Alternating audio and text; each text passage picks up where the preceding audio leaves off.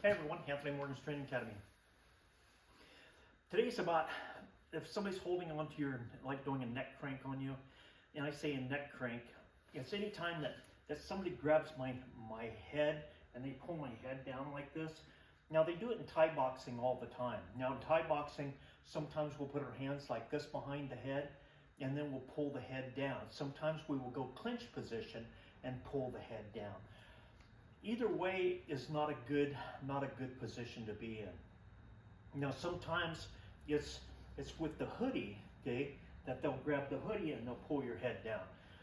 So the counter for this, and I say counter to relieve the pressure on your neck, because anytime he's pulling down on my head like this, I don't have the strength to straighten my head back up. He's got two hands on my head pulling my head down, and I have to make a decision fast in order to cope with this. So what we end up doing is, say this is my opponent and he's got my head down like this, and see the space here between his body and mine? Well, he's pulling my head down.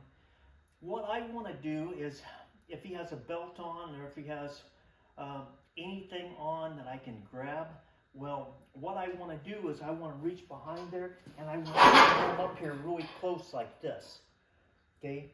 Now that's gonna straighten out my neck and pull me in closer to him.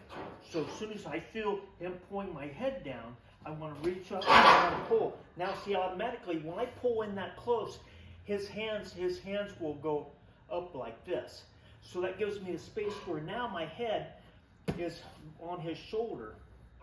Now, anytime you're doing this, me personally, I like stepping on the suspect's foot so that he can't go for a different counter like a takedown or something. So as soon as I feel my head here, when he's taking my head, I will grab here, and pull in, and I will move to here. Now from this position, once I'm in here, then I start my demolition. Okay, and I say demolition. Okay, I can pop the knee in here. Okay, I can shoulder here. I can shoulder here because his head's right there. Okay, I can head maneuver here, headbutt, and his hands may still be here. And this is kind of the joy that I have once I get him in here, because both my hands are free. Okay, he's got both his still up there trying to figure out what's going on. Now see, I can go down here and I can attack the groin if I choose to. I can reach up under his arm and I can grab, I can pinch, okay, and I can roll that skin. That's going to get him to move too.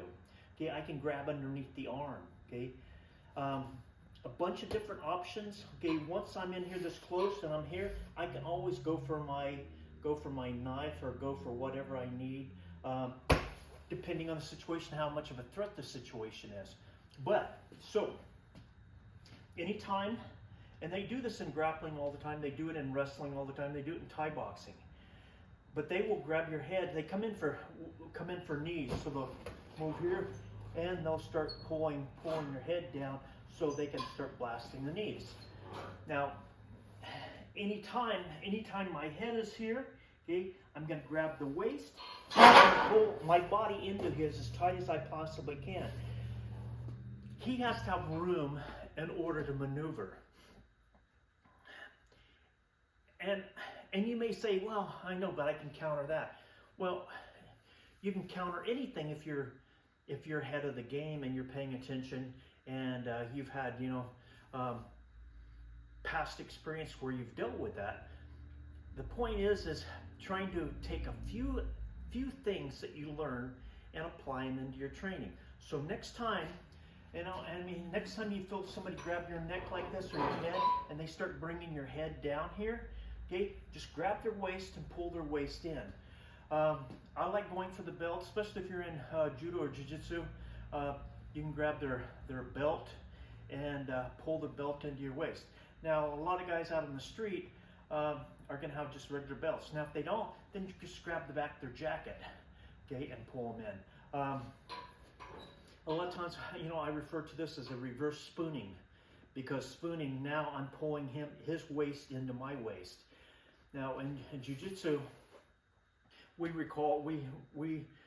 call spooning is when I move to here and my hips are identical to his. How two spoons lay in your silverware drawer. So this is spooning here, that I'm exactly where his hips are. Now the other way is a reverse spooning, to where I'm pulling him in and our hips are even. So just something for you to think about, something for you to try. And if you don't know it already, this is a good one. Okay, so